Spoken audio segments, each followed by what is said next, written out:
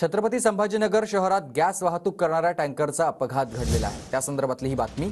अपघात झाल्यानंतर मोठ्या प्रमाणात या ठिकाणी गॅस गळती सुरू आहे। गॅस गळतीवर नियंत्रण मिळवण्यासाठी आणखी 4 ते 5 तास लागणार आहेत। परिसरातील शाळा, कॉलेज आणि क्लासेस बंद ठेवण्याच्या सूचना प्रशासनाने केलेल्या आहेत। हॉटेल आणि घरात गॅस शेगडी न पेटवण्याच्या देखील सूचना प्रशासनाने केलेल्या आहेत। या अपघातानंतर परिसरातील विद्युत पुरवठा देखील खंडित करण्यात आला आहे। कोणतीही दुर्घटना होऊ नये म्हणून प्रशासनाकडून ही खबरदारी घेतली जाते। दरम्यान अग्निशमन दलाकडून गॅस टँकरवर सातत्याने पाण्याचा मारा सुरू आहे। सिडको उड्डाण पुलावर चढताना कठड्याला धडकल्याने हा टँकरचा अपघात घडला होता। अपघात झाल्याची आमच्या कंट्रोल रूमला माहिती आली। त्यानंतर आमचे पूर्ण 2 ते 3 गाड्या घटनास्थळी आल्या। त्यानंतर जे कॅबिनमध्ये काय ड्रायव्हर कोण अडकले होते ते काढून हे केले, शिफ्ट केले त्याला आणि नंतर जे वाहतूक हे पूर्ण बंद करण्यात आली।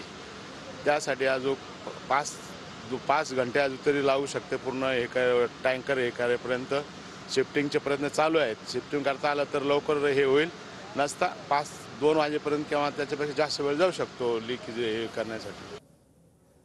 दरम्यान दत्ता कलबर्टे माझे सहकारी आपल्यासोबत थेट छत्रपती संभाजीनगरातून जोडले गेलेत। दत्ता, परिस्थिती पूर्वपदावर यायला आणखी किती काळ लागेल?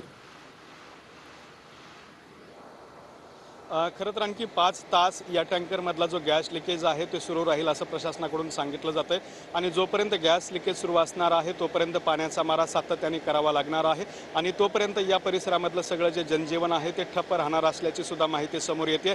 कारण परिसरातल्या शाळा असतील, कॉलेजेस असतील, कोचिंग क्लासेस असतील हे सगळे बंद ठेवण्यात आलेले आहेत। या परिसरामध्ये सगळे मोठे मोठे हॉटेलसुद्धा आहेत, ते हॉटेलसुद्धा बंद ठेवण्याच्या सूचना प्रशासनाच्या वतीने देण्यात आलेल्या आहेत। विद्युत पुरवठासुद्धा पूर्णपणे खंडित करण्यात आलेला आहे आणि हा सगळा जो जालना रोड आहे तो सगळा मोठ्या वाहतुकीचा आणि वर्दळीचा रस्ता आहे, मात्र तो सुद्धा रस्ता बंद ठेवण्यात आलेला आहे। त्यामुळे ट्रॅफिकला सुद्धा मोठा फटका या ठिकाणी बसतोय। साधारणपणे 10 अग्निशमन दलाच्या गाड्या आणि 5 खाजगी टँकरच्या माध्यमातून या टँकरवरती हा पाण्याचा मारा करणं सुरू असल्याचं सुद्धा आपल्याला पाहायला मिळतंय।